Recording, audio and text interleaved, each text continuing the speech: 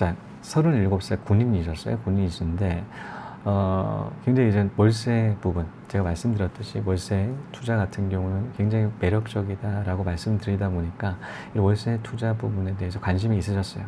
그래서 그 월세 투자 부분에 대한 이런 질문 전달 주셨습니다. 자, 같이 한번 봐보면서 답변 전달해 드리는 시간 가지도록 하겠습니다. 자, 시작하겠습니다.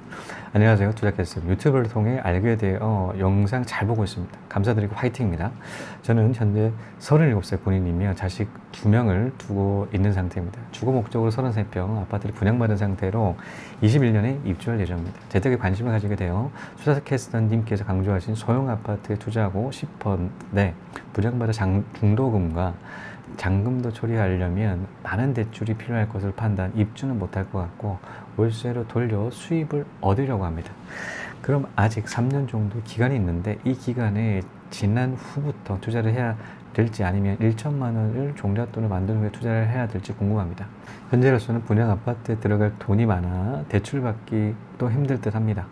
신용대출, 마이너스 대출, 대출 규제로 인해서 차후에 대출에 문제가 생길까 걱정되어 현재로서 대출 말고는 다른 방법으로 찾고 있는 중인데 당장이라도 대출을 받아 투자하고 싶습니다. 어떻게 해야 될지 조언 부탁드립니다. 현재 다른 투자는 없으며 책을 통해 투자 기름을 알아가고 있는 중으로 용돈을 통해 종잣돈을 모아가고 있습니다. 용돈으로 굉장히 타이트한 생활 그려지지 않겠습니다. 용돈으로 종잣돈을 모은다. 굉장히 오래 걸리겠다는 생각이 들면서 투자가로서 자기 자신을 통제할 줄 알아야 한다고 다짐하고 있지만 나이도 있고 정년이 얼마 안 남았다고 생각하니 조급함이 생기나 봅니다. 37살이라고 말씀하셨지 않겠습니까? 정년이 얼마 안 남았다라는 얘기가 군인이신데 그런가요?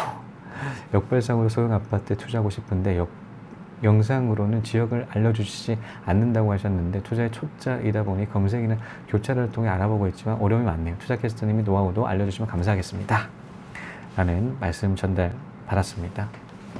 자, 군인이셨죠? 자녀가 2명이 있는데 이 종잣돈 거의 없어요. 거의 없으셔가지고 일단은 2021년에 분양받은 그 아파트를 월세화를 시키기 위해서 집중하고 있으시다 라는 측면을 알 수가 있습니다.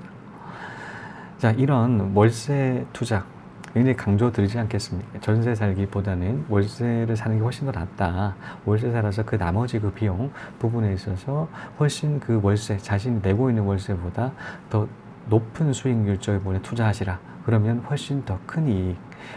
그 아파트를 투자한다는 측면의 양도차익과 플러스 그 월세를 내는 그 부분에 있어서 월세를 받는 그 월세 부분이 차익이 크게 차익이 있는 것만큼 그 부분은 이익으로 잡힌다라는 측면들로 말씀을 드린 적이 있죠. 그러다 보니까 이 월세 투자 부분에 대해서 굉장히 관심을 가지십니다. 근데 월세 단점이 있죠.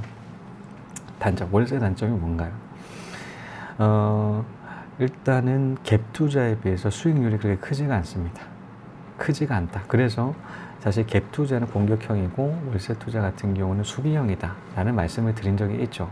이 갭 투자 너무 공격형이게 되면 위험하다라는 측면에서 월세 투자도 같이 병행을 해서 가져가시라 라는 말씀을 드린 적이 있는데요. 자, 갭 투자 같은 경우 예를 들어서 이런 거예요. 자, 1억에 아파트가 있어요. 근데 9천의 전세다. 그러면 갭이 1,000만 원밖에 안 되죠.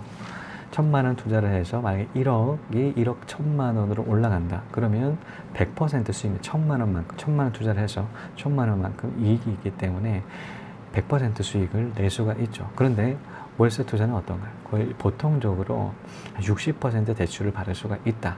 라고 칩시다. 보통 60%는 받을 대출이 하나도 없다라고 하게 되면 60% 받을 수 있거든요. 60%로 친다라면 자, 6천만 원이에요. 6천만 원. 6천만 원인데 이제 6천의 대출을 받고 나머지 4천이 남겠죠. 근데 월세 받으면 월세 보증금을 받지 않겠습니까? 500이라 칩시다. 그럼 3,500을 투자를 해야 되지 않겠습니까? 3,500을 투자를 해서 1억짜리 아파트를 삽니다. 마찬가지 갭 투자의 가정과 마찬가지인 1,000만 원이 올랐다 친다고 하더라도 3,500만 원 투자했는데 1,000만 원 오른 거예요. 그러면 몇 퍼센트가 오른 거예요?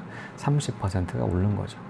자, 갭 투자로 100% 수익과 월세 투자로 30% 정도의 그 수익률의 차이, 3배 가까이가 차이가 나죠. 자, 이런 차이, 그러니까 투자 수익 부분을 극대화할 수 있다라는 측면에서 공격형이다 라고 말씀드린 적이 있는데요. 이런 단점, 월세의 단점 부분을 아실 수가 있죠. 근데 장점이 있습니다. 안정적이라는 것이죠. 자, 월세 투자는 굉장히 자, 월세 투자는 부동산 투자를 했을 때에 굉장히 큰 쏠쏠한 그 이익으로 안겨줄 때가 많습니다. 예를 들어서 저는 11월 달에 한 후배가 대출 없이 10% 그 수익이 나는 부동산에 투자를 했다라는 말씀을 드린 적이 있습니다. 그런데 이를 60% 대출로 변환한다라고 하게 되면 25% 이상이 돼요. 대출이 하나도 없었을 때도 10%다 보니까 대출 60% 낀다라고 하게 되면 25%는 충분히 넘어요. 넘는 그 수익률이 나타낼 수가 있는 그 아파트라는 것이죠. 자, 그런데 우리가 그 앞서도 말씀드렸듯이 60% 대출이라고 하게 되면 3,500만 원의 자기 분담금이 들어가죠. 자, 자기 비용이 들어가는 것만, 많이 들어가는 것만큼 이 갭적인 수익률이 작다라고 했는데, 그런데 사실 그 갭이 올라간다는 가정이 있죠. 1억짜리 아파트를 샀는데 1,000만 원 올라간다는 가정입니다. 근데 이 올라간다라는 것은 아무도 예상을 할 수가 없죠. 올라갈지에 대해서 예측을 하고 들어갈지는 모르겠지만 이 1,000만 원이 오르는 기간적인 부분은 모르는 게 사실입니다. 그런데 월세 수익률은 60% 대출 없이 10%의 수익률이 나는 그 60% 땡긴다라고 하게 되면 25% 수익률이 나요. 그러면 어떤가요? 자, 25%만큼 매년 수익이 난다는 것. 4년만 있으면 100%의 수익이 달성이 되고 1년만 한다 25%가 채워진다라는 거예요. 안 올라도 상관이 없다라는 거예요. 오르지 않는다고 하더라도 언제까지 버틸 수가 있다라는 거예요. 그 버티는 것만큼 수익으로 잡힌다라는 거예요. 근데 사실 크게 봤을 때는 갭 투자가 수익률이 더 높다라고 말씀을 하시는 분들이 굉장히 많아요. 저도 그렇게 얘기를 하지만 장기적으로 본다라고 하게 되면 월세 수익률도 마찬가지로 그렇게 작지 않다. 훨씬 그 격차는 당겨질 수가 있다. 수익률이 굉장히 높은데 월세화를 시켰을 때는 말이죠. 그렇다면 앞서 말씀하셨듯이 자, 이분 같은 경우는 분양권을 가지시고 있으셨고 2021년에 아파트 입주를 앞두고 있으신 2년 정도 남으셨어요. 근데 이런 아파트, 신규 아파트를 월세화 시키는 거 어떤지에 대해서 말씀하셨거든요. 근데 별로 안 좋죠. 왜냐면 지금 가격에 의해서 반영이 된 분양가예요. 그러니까 지금 현재의 가치로 인한 가격으로 설정되어 있는 아파트다. 굉장히 비싸다라는 얘기죠.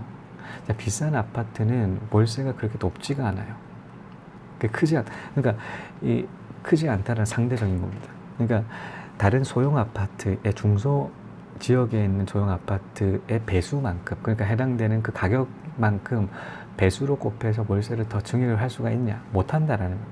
보통 분양을 받은 그런 아파트 같은 경우는 수익률이 굉장히 떨어진다는 것이죠. 그런 만큼. 그러니까 가격이 높은 것만큼 수익률이 굉장히 떨어져요. 한 5%가 채 안 된다라는 거예요. 이를 투자 수익으로 60% 대출을 땡긴다고 하더라도 그렇게 높이 올라갈 수가 없어요. 그러니까 수익률이 그렇게 낮은 월세 부분으로 월세화를 시킬 필요가 없다라는 거죠.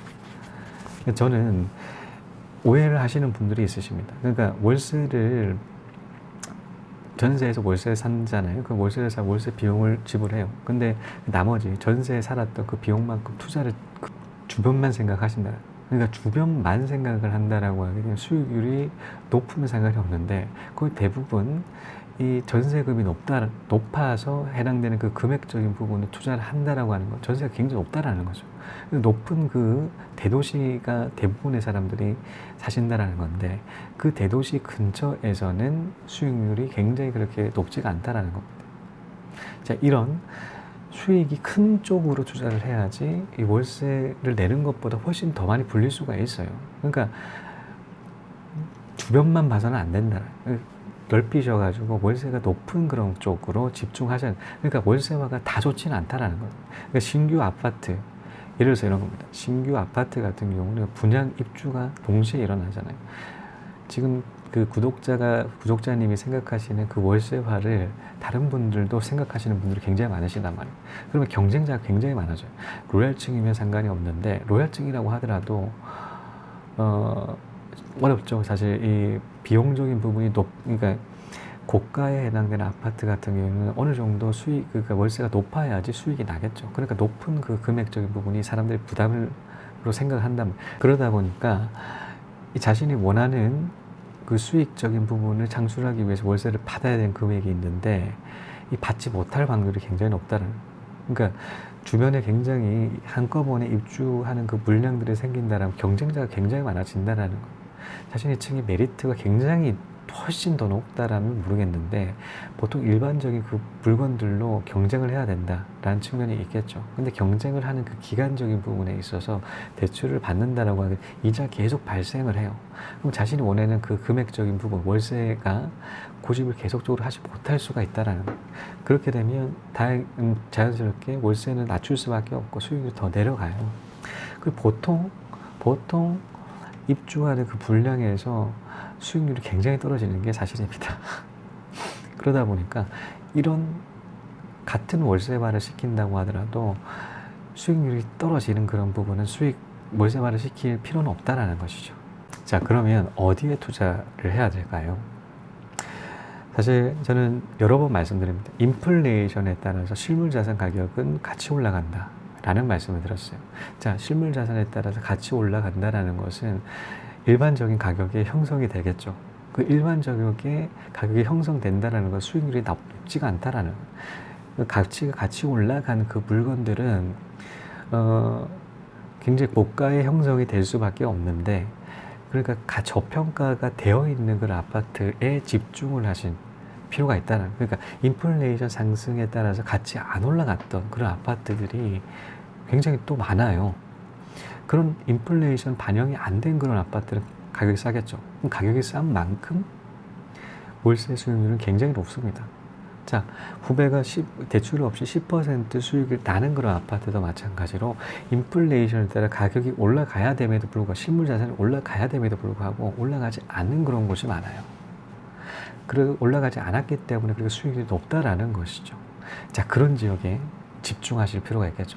저평가되어 있는 그런 아파트에는 월세화를 시킨다고 하더라도 월세 수익률이 높은데, 인플레이션에 따라서 같이 올라갔던 실물자산 같은 경우, 실물자산, 그런 자산들이 거의 대부분 대도시에 몰려있다 라는 그런 자산 같은 경우는 수익률이 그렇게 높지가 않다는, 신규 분양 아파트 다 반영이 돼 있는 거죠. 인플레이션에 따라 다 반영이 된 겁니다. 해당되는 그런 신규 아파트 같은 경우는, 해당되는 그 아파트, 이제 막 분양받았던 아파트 같은 경우는 싸지가 않아요. 싸지가 않은 것만큼 수익률은 떨어집니다. 자, 이를 고려를 해서 앞으로 그 월세 투자 방향 부분을 설정하셨으면 좋겠다라는 생각이 드네요.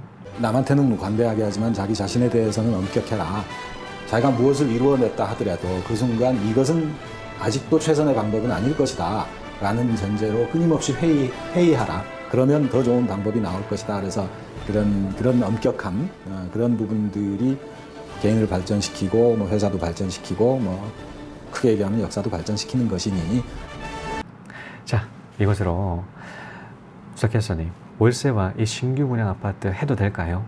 는 여기까지입니다. 시청해 주신 여러분 감사합니다. 다음 시간에 또 뵙겠습니다.